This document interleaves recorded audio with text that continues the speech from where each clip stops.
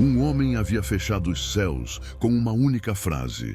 O rei mais poderoso de Israel jurou matá-lo. Soldados vasculhavam cavernas, vilas e fronteiras. E enquanto um reino inteiro o caçava, Elias estava escondido numa ravina, bebendo água de um córrego e sendo alimentado por corvos. A pergunta não é como ele sobreviveu. A pergunta é: por que Deus escolheu justamente corvos? A resposta muda completamente a forma como essa história é entendida. E só fica clara no final. Antes de entender o milagre no deserto, é preciso entender o momento mais sombrio de Israel. Uma seca sem precedentes. Um rei dominado pela idolatria. Uma rainha decidida a exterminar os profetas do Senhor. E um homem sem exército, sem templo e sem proteção, que ousou confrontar o poder absoluto. Cada passo dessa jornada prepara o terreno para o milagre mais improvável de todos. O ano era aproximadamente 860 a.C. Israel estava dividido, enfraquecido e espiritualmente corrompido. Acabe não era apenas um mau rei, era o pior de todos. Casou-se com Jezabel, filha de um sacerdote de Baal, e transformou a idolatria em política de Estado. Profetas do Senhor eram caçados e executados. Os que sobreviveram se escondiam em cavernas. E então Elias apareceu. Sem genealogia, sem credenciais, sem aviso. O texto apenas diz: Elias, o tesbita dos moradores de Gileade, um homem do deserto, longe dos centros de poder, longe dos templos. Ele entrou no palácio, olhou nos olhos de Acabe e declarou: tão certo como vive o Senhor, Deus de Israel, nem orvalho nem chuva haverá nestes anos, segundo a minha palavra. Não era apenas uma profecia, era uma sentença de colapso nacional.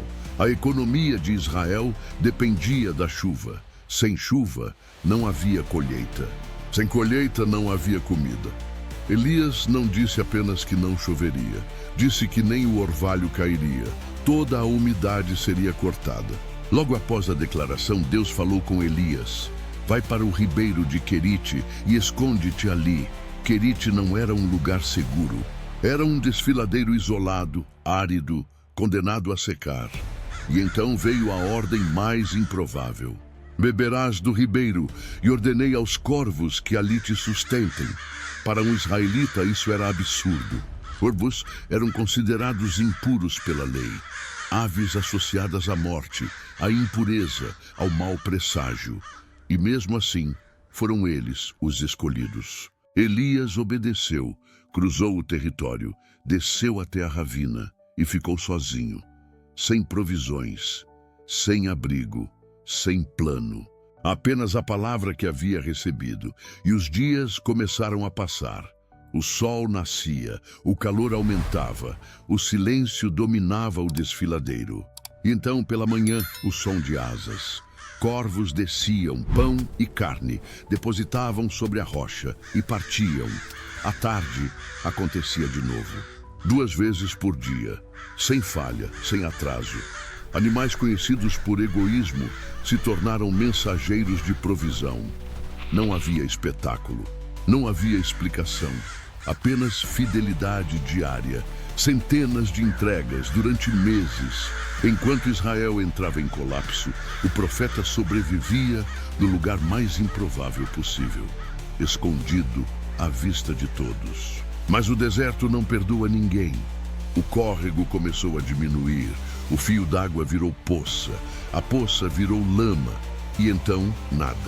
A mesma seca que Elias havia anunciado agora ameaçava matá-lo. E mais uma vez Deus falou: vai a Sarepta. Ordenei a uma viúva que te sustente.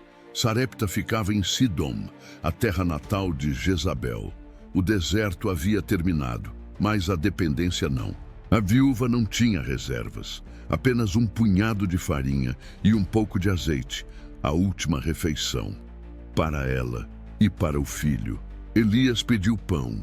Ela respondeu: vou preparar para mim e meu filho, para que comamos e morramos.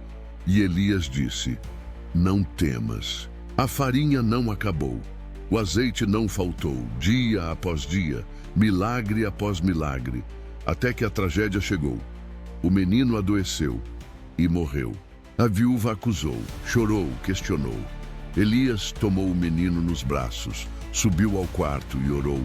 Estendeu-se sobre o corpo, uma vez, 2 vezes, 3 vezes, e a vida voltou. A primeira ressurreição registrada nas Escrituras, num quarto emprestado em território inimigo.